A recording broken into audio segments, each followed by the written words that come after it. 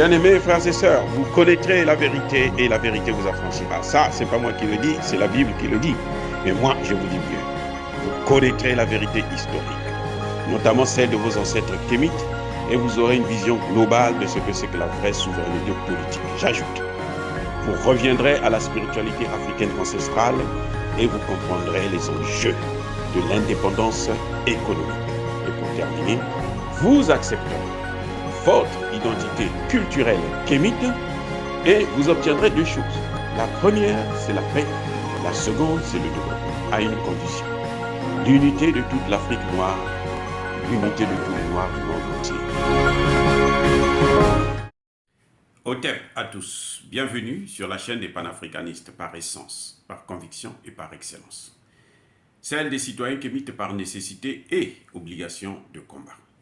Nous sommes une chaîne qui n'est guidée que par nos ancêtres et rien que par les ancêtres qui appartiennent à l'égrégore du monde noir. Par conséquent, nous ne croyons en aucun Dieu venu de l'étranger. Toutefois, cette vidéo n'est aucunement destinée à inciter ni à la haine, ni à la violence. Car nous menons un combat qui est d'abord et avant tout spirituel, intellectuel et démocratique. Ensuite, il est politique, géopolitique et géostratégique contre l'impérialisme, le colonialisme, le néocolonialisme et l'endocolonial, qui sont tous qualifiés de crimes contre l'humanité. Nous menons ce combat sur la base du principe fondamental que nous avons hérité de nos ancêtres kémites, qui est celui de la Mahat, c'est-à-dire solidarité, vérité et justice. Vous êtes donc en droit de connaître la vérité. Et nous avons l'obligation de vous dire la vérité, rien que la vérité, afin que justice soit rendue au continent africain. Et ça, c'est notre modeste contribution dans cette noble lutte en faveur de la souveraineté, la dignité, la solidarité et l'unité africaine. Ça, c'est ce que nous appelons le panafricanisme. Bien-aimés frères et sœurs, je veux vous annoncer une très bonne nouvelle. C'est excellent. Comment Dieu sait faire les choses. Et il les fait très bien, mieux que quiconque. Vous vous souvenez que le Mali avait porté plainte contre la France pour complicité au terrorisme, pour la fourniture d'informations et d'armes de guerre aux terroristes. Et la France demande au Conseil de sécurité depuis plusieurs mois, ça fait au moins 3 mois maintenant, que la France demande à ce que le Conseil de sécurité, le Mali plutôt demande à ce que le Conseil de sécurité puisse organiser une réunion où le Mali va apporter des preuves que la France est un État terroriste. La France a tout fait pour bloquer le dossier, passant par-ci, par-là, empêcher à ce qu'il puisse avoir une réunion comme malheureusement l'Organisation des Nations Unies, c'est une organisation qui est à la solde des pays occidentaux et le secrétaire général de l'ONU est nommé par eux et ce sont eux donc qui lui dictent la ligne de conduite. Mais vous savez quoi? Et dernièrement, lorsque on a examiné le dossier du Mali encore, tout le monde a dit que non, mais écoutez, le Mali devrait apporter des preuves, devrait présenter les preuves, alors que c'était une réunion pour examiner l'évolution de la situation au Mali par rapport à la présence de la MINUSMA sur le terrain. Eh bien, ça se passe très très très bien pour le Mali et pour les panafricanistes. Pour nous, pour l'Afrique, c'est une victoire. Le président turc, Erdogan, nous apporte des preuves sur un plateau en or. C'est-à-dire qu'aujourd'hui, le Mali n'a plus besoin d'apporter des preuves. Ce n'est pas la peine, puisque c'est déjà prouvé que la France est un État terroriste. Fin de citation. Ah oui, c'est prouvé. C'est pas moi qui le dis, c'est prouvé. Le Mali n'a plus besoin d'apporter des preuves. La France C'est un article qui est sorti, qui a été traduit par un certain, comment on l'appelle là, Alex Sanon Bogmis. C'est lui qui a traduit l'article en anglais. En fait, le président Erdogan, le président turc, a parlé devant 57 États. 57, c'est la réunion des ministres de l'information des pays de l'organisation de la coopération islamique. Ça s'est tenu à Istanbul, donc en Turquie. Donc devant le parterre de 57 États. La Turquie accuse, mais c'est une bombe. C'est une bombe. Écoutez ce que le président turc dit. C'est pas moi, hein? Le président turc. Il dit, d'abord je dois vous résumer la situation, c'est qu'en fait, la France, à travers la société multinationale Lafarge, elle a financé à hauteur de 6 millions de dollars entre 1993 et 1994.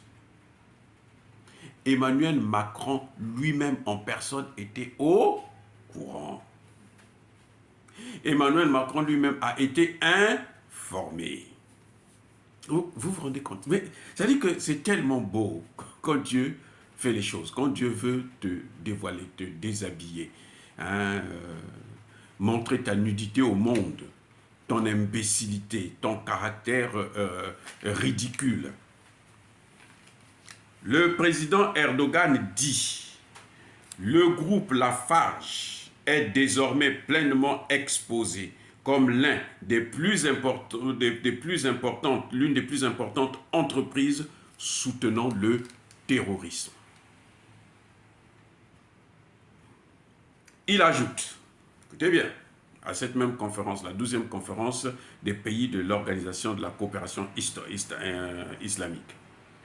Lorsque j'ai expliqué comment le géant français du ciment, appelé Lafarge, soutenait et aidait les organisations terroristes, les Français ne l'ont pas compris.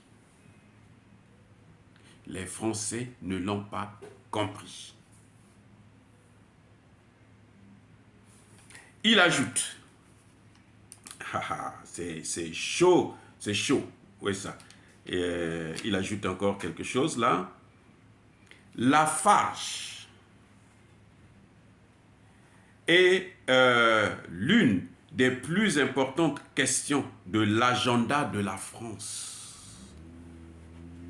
Donc, ce que fait Lafarge, la France est au courant et c'est un dossier important pour la France. Que Lafarge puisse se comporter ainsi, c'est-à-dire soutenir les terroristes. Ouh, mais c'est pas tout. C'est pas tout. Aïe, écoutez ça bien, le plus important. C'est le président, jusque-là, c'est le président turc qui parle. Hein.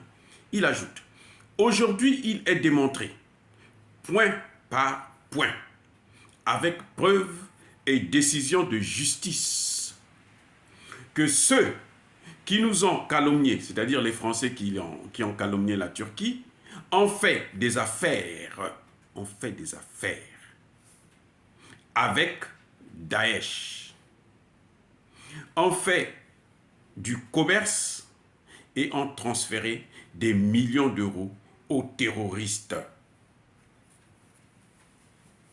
Vous savez pourquoi le président turc dit que c'est prouvé par une décision de justice?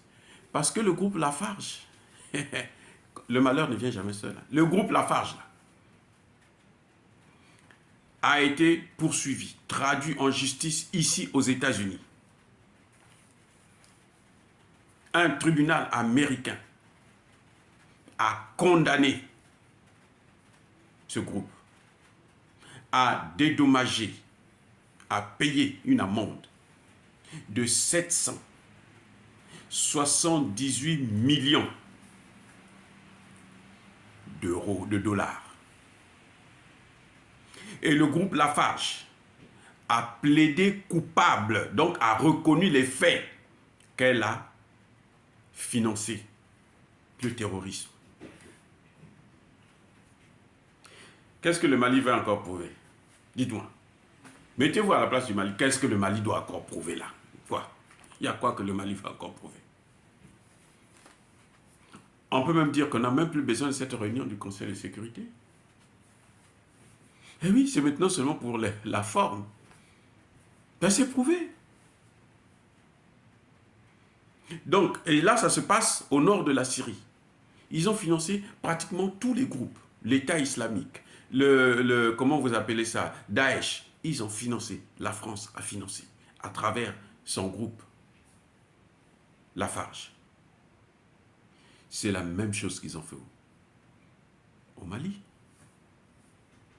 C'est leur travail. Ils vivent de ça.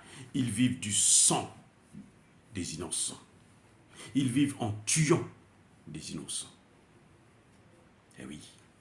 Vous savez, quand c'est passé à la justice ici, ici, là, ce qui est avantageux, c'est que le président américain ne peut pas s'impliquer dans un tel processus. Sinon, il tombe. Il ne peut pas, il n'a pas le droit de s'ingérer. Ah, je vais vous dire, hein, ce même groupe Lafarge là, est poursuivi en France. Il y a une enquête sur ce groupe-là. Et cette enquête-là n'a jamais abouti. Ça fait plusieurs années. Vous savez pourquoi? Parce que le gouvernement s'implique pour bloquer. On fait du chantage par tous les voies et moyens.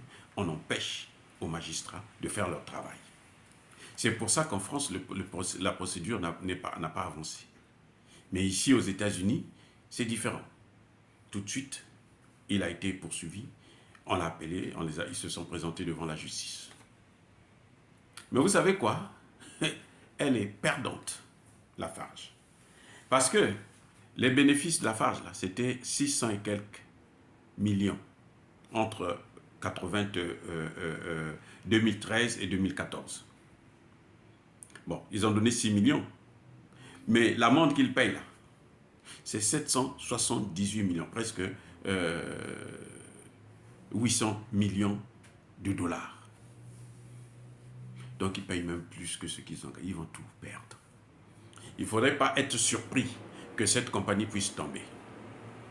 À moins qu'elle aille se recycler au Niger, en Côte d'Ivoire, ou dans les pays comme le Congo-Brazza, ainsi de suite. Mais sinon, si ce n'est que dans le monde là, le vrai monde des affaires, où il y a la concurrence, face à la Chine, face aux autres, là, ils ne peuvent pas tenir. Même face à Dangote, là, le Nigérien, il n'y a rien. Il n'y a pas photo. Il n'y a pas match.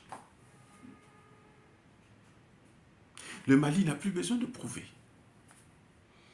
que les journalistes et tout ce que quand le président turc a parlé là, aucun journaliste français n'a contredit cela. Aucune autorité française, ni même Macron.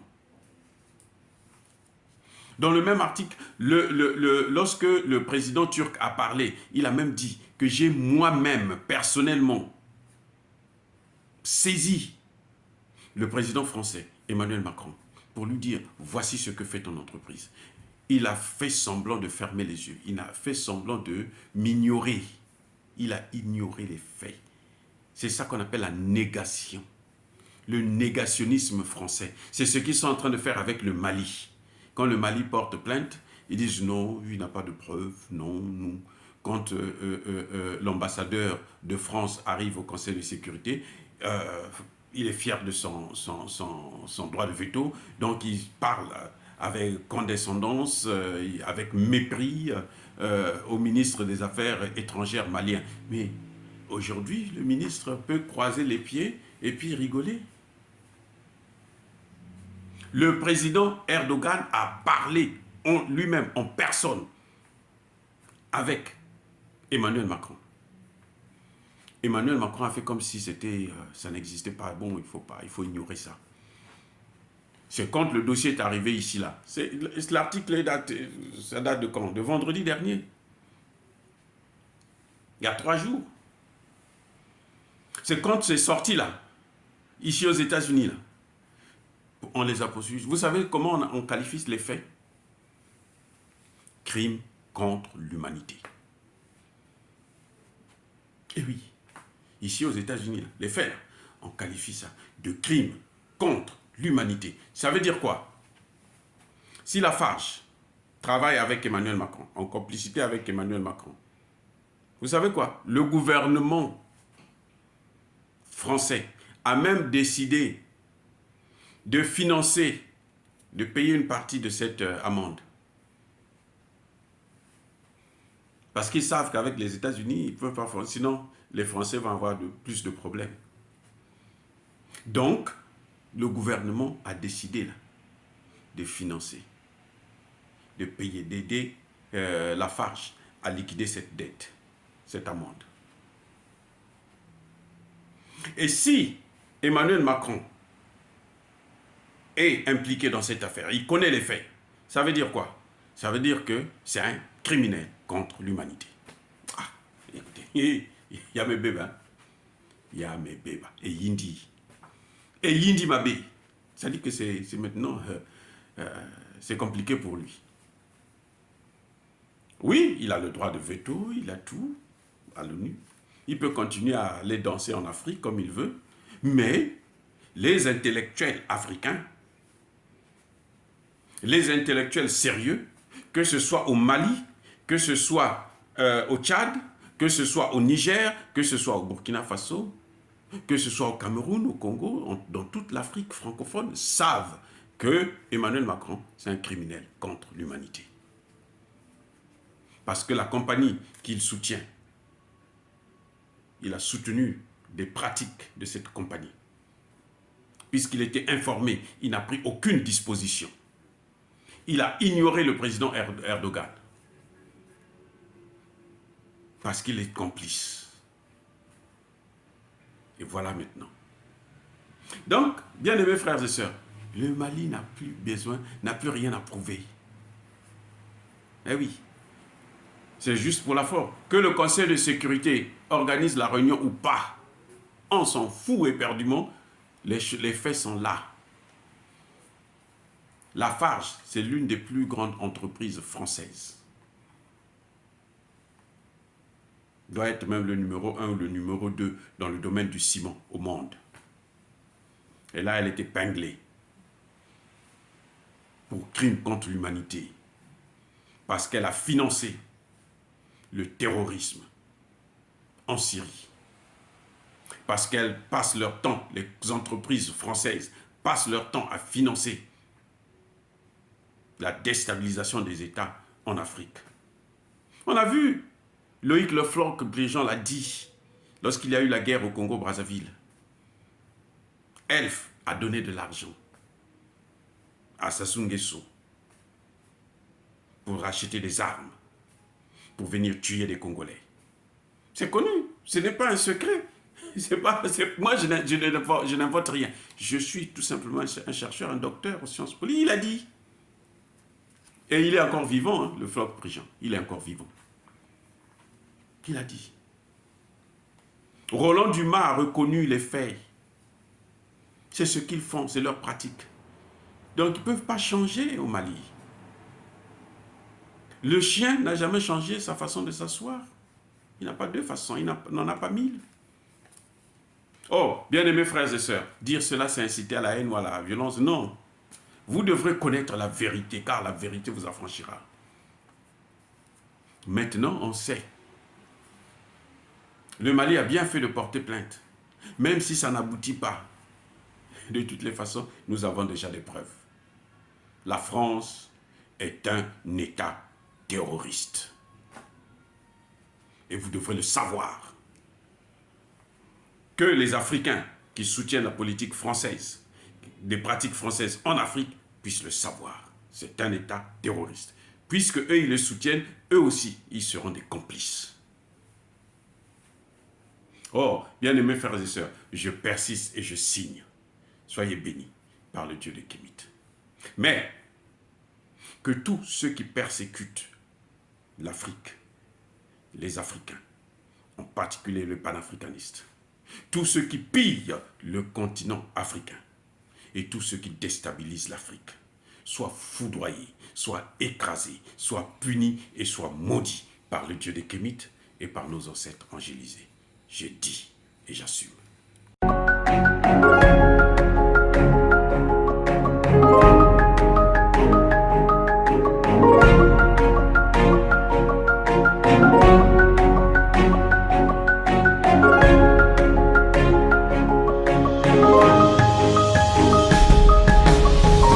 Eux, ils marchent par la foi et non par la vue.